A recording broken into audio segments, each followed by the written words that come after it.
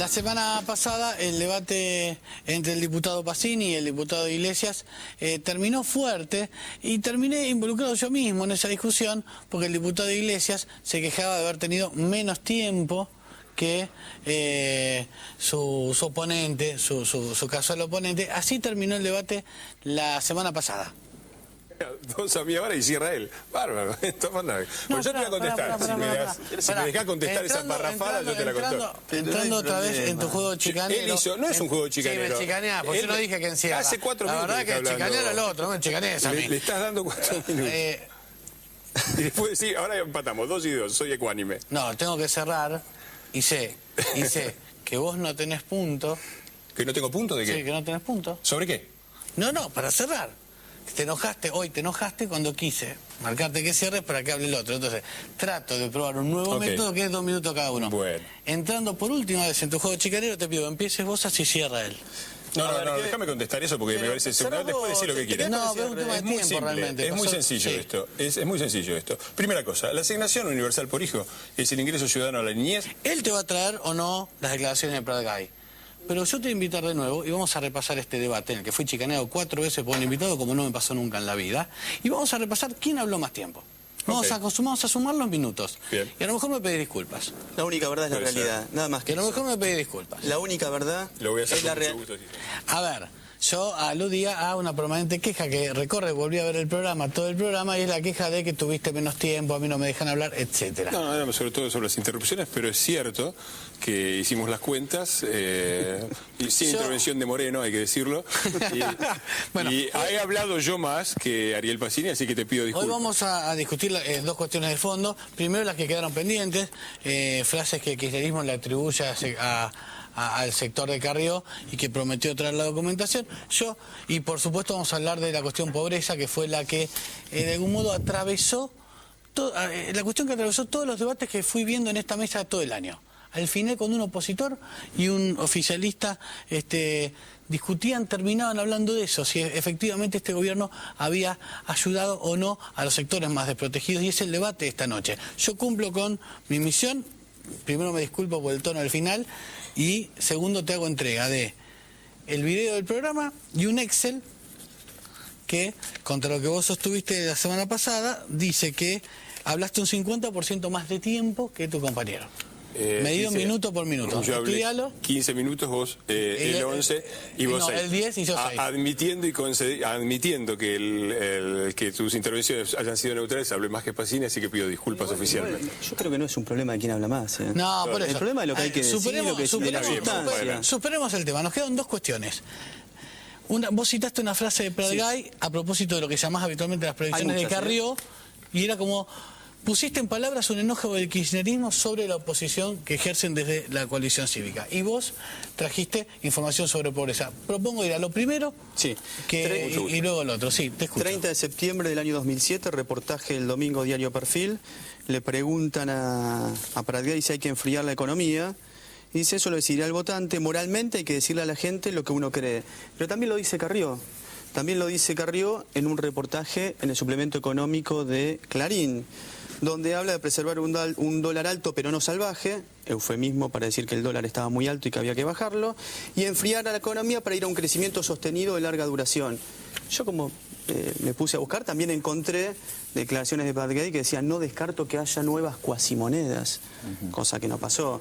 Y ni hablar de otros pronósticos de Carrió que no se corresponden con esta Argentina, que insisto, tendrá matices, tendrá claroscuros, pero los profetas del Apocalipsis anuncian el final de los tiempos, y lo cierto es que la Argentina va por el callejón del desarrollo y por el callejón de querer ser una patria autónoma.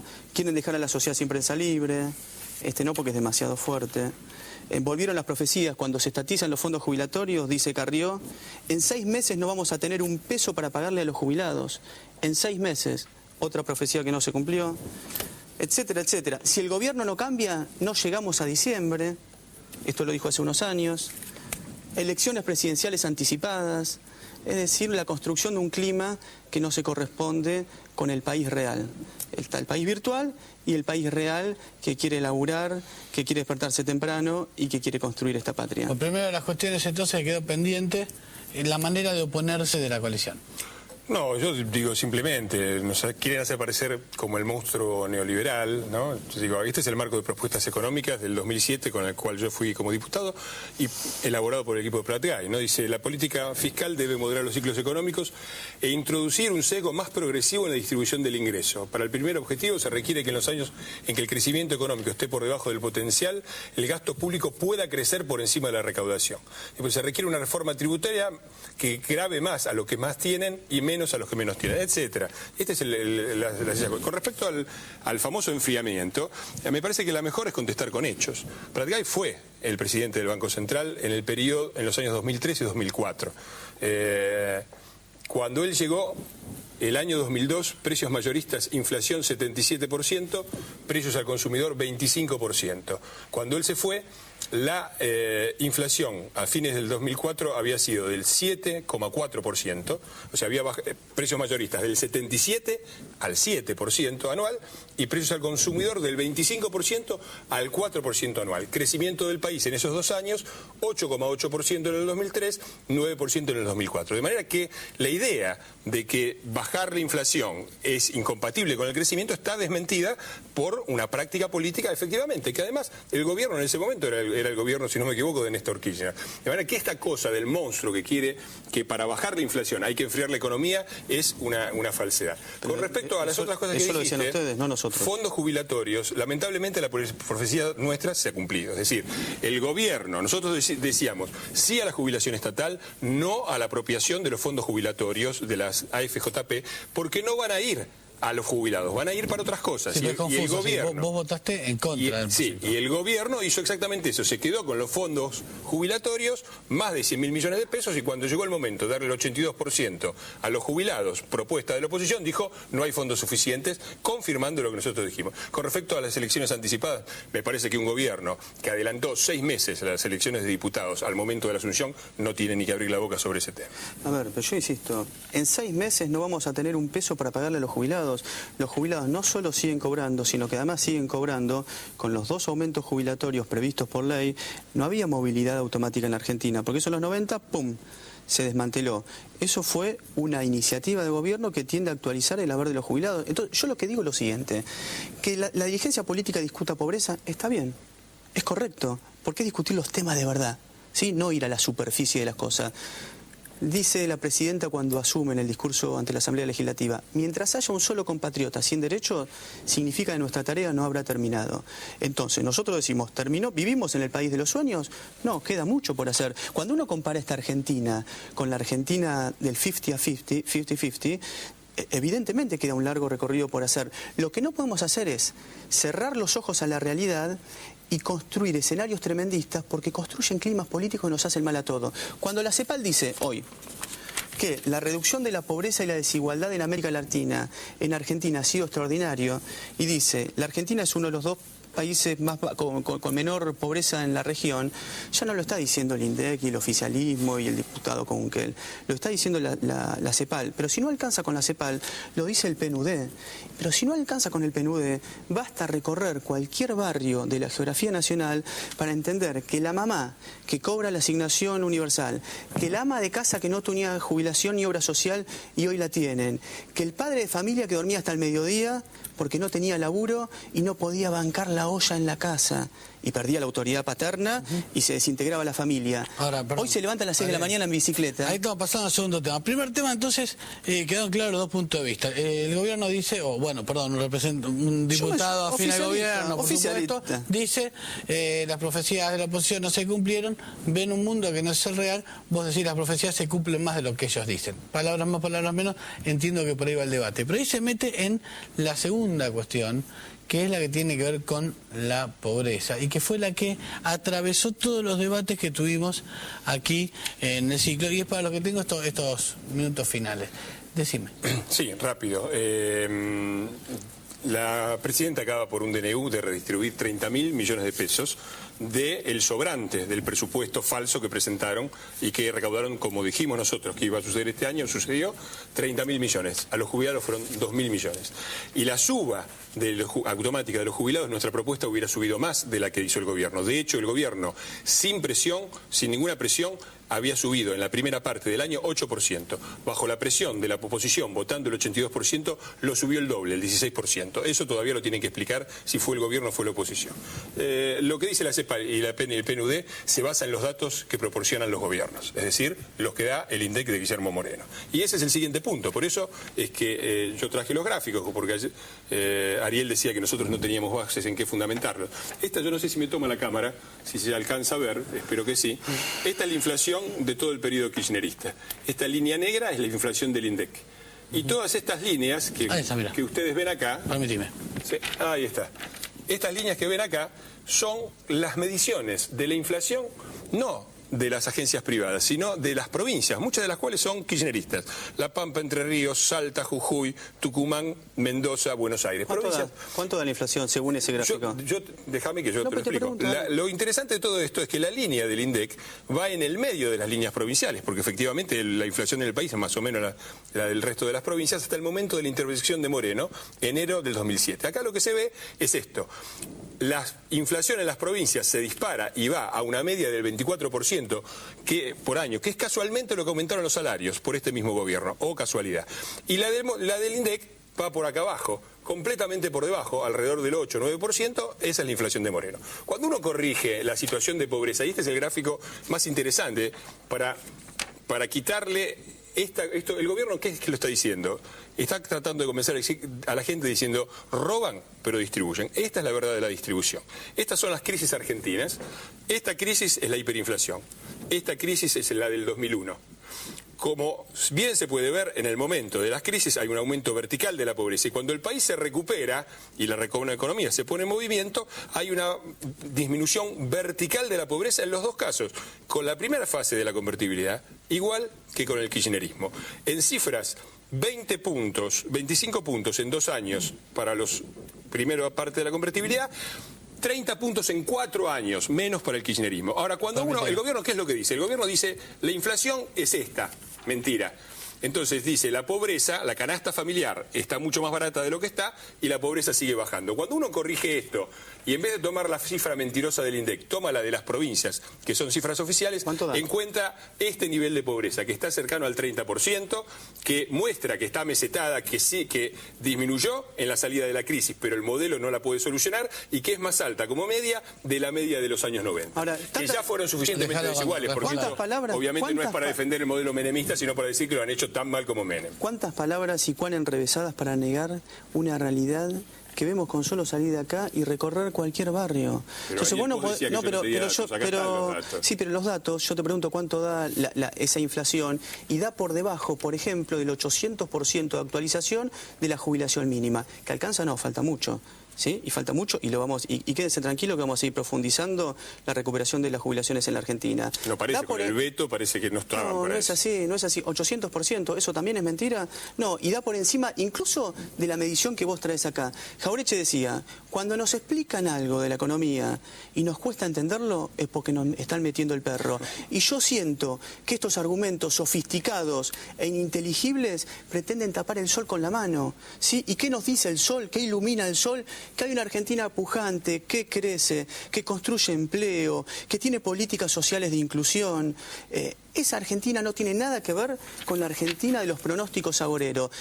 ¿En qué debiéramos comprometernos? En profundizar el modelo y seguir recuperando derechos, no en volver la rueda de la historia hacia atrás y proponer las clásicas políticas del ajuste, de enfriamiento de la economía, ¿sí? Y de volver a brevar en las aguas de un ideario que nos llevó a los argentinos a la frustración. Entonces, si la dirigencia política argentina discutiera hacia adelante, estaríamos mucho mejor. Yo creo que tenemos que terminar con la idea del tremendismo. Bueno, yo lo que te digo es lo siguiente. Ustedes hablan como si en la década del 90 hubiéramos gobernado nosotros. La verdad que gobernó el PJ de Menem con Dualde y con Kirchner. Sí. Háganse cargo. Primera cosa. Segunda cosa. Y Kirchner, sí, era gobernador de la provincia. No fue nunca crítico de la convertibilidad. No tenés una sola frase para mostrarse que Kirchner era crítico de la convertibilidad. Apoyó a Menem y dijo que era el mejor presidente y el modelo de la historia. Están los videos, no hace falta. Tenemos muchas cosas. Esta es la verdad de la... Aparte, a mí lo que a veces me molesta del oficialismo, por eso me enojo, son los argumentos sinuosos. Es decir, el programa anterior, Pacini dijo, no tienen cifras. Uno trae las cifras y muestra las cifras y los gráficos. Ahora dicen, no, los gráficos son muy complejos, la realidad es otra. La CEPAL dice otra cosa, muchacho. El PNUD dice otra cosa. Nosotros decimos otra cosa. Cuando vos hablas de 30, ¿sabés qué dice la CEPAL? 11% de pobreza. Sí. Entonces la verdad que un debate político... Ya te lo contesté. 11%, no es cierto. O sea que también vamos a desacreditar a los organismos internacionales. Pero esto es terrible. Cuando una paritaria logra un 25% de aumento de los salarios o del 30%, ¿qué dicen los economistas del establishment?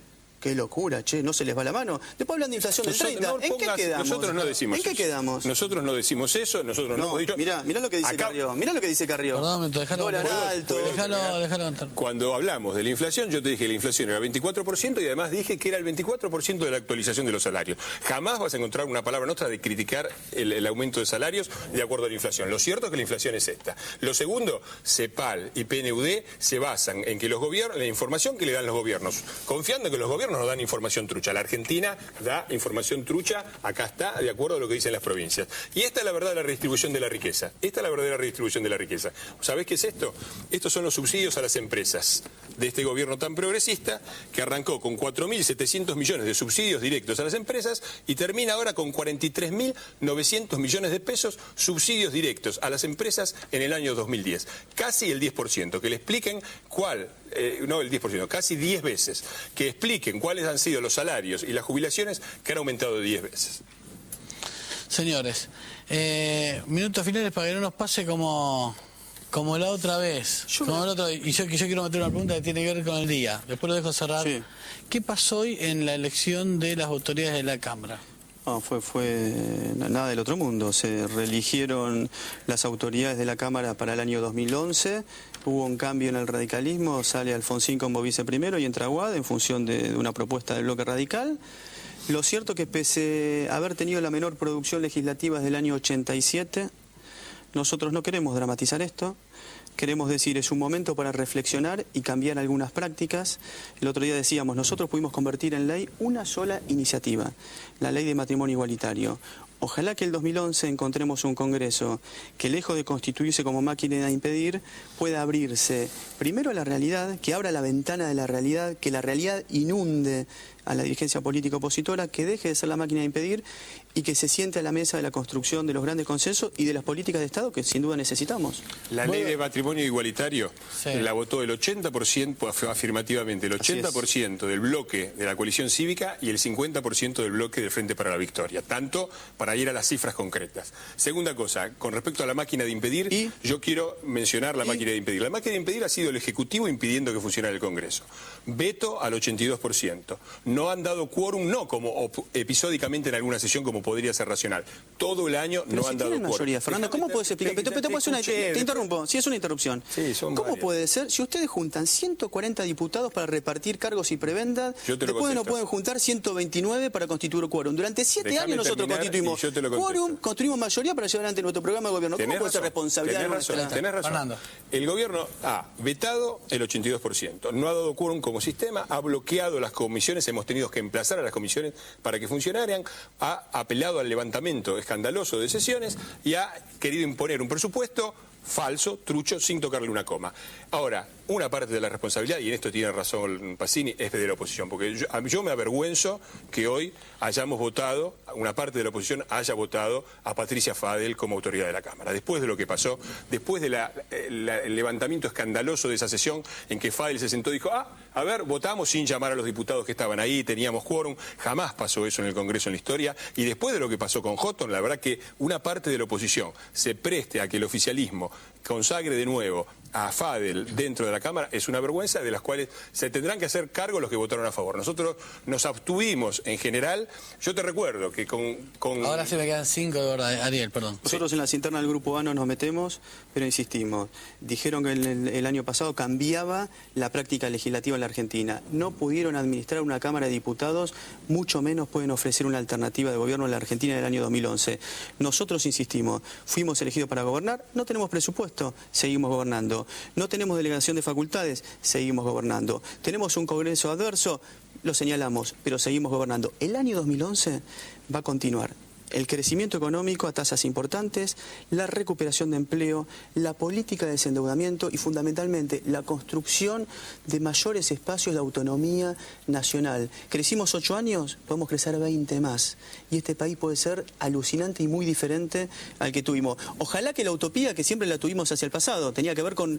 Es raro esto, ¿no? Que la utopía esté en el pasado y no en el futuro. Tenía que ver con recuperar la Argentina de los años felices, la Argentina que alguna vez tuvimos. Ahora tenemos que ir por nuevos derechos y lo vamos a hacer con Cristina. Hoy cierra Fernando Iglesias. No, a mí me parece que esto es muy claro. El gobierno se atribuye un mérito que no tiene. Todos los países de la región están creciendo a tasas iguales a las argentinas.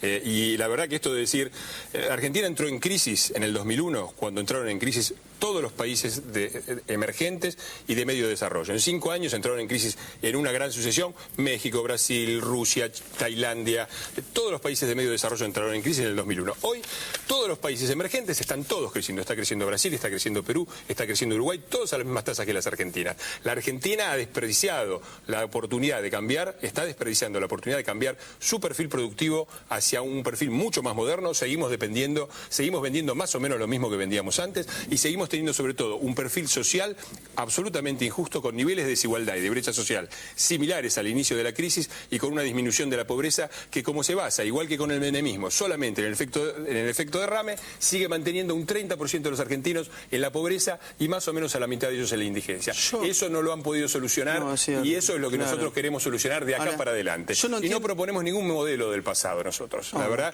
que los que tienen una concepción económica de los años 50 y una concepción política de los años 70 son ustedes. Nosotros somos un poco populistas, es cierto. Ahora, tan mal estamos que Clarín, no el INDEC, Clarín nos dice el domingo, por la crisis europea vienen más españoles a vivir al país. Tan desastroso es este país que vuelve a acoger a los inmigrantes que están en crisis y vuelven a buscar trabajo, un futuro, un lugar donde desarrollar.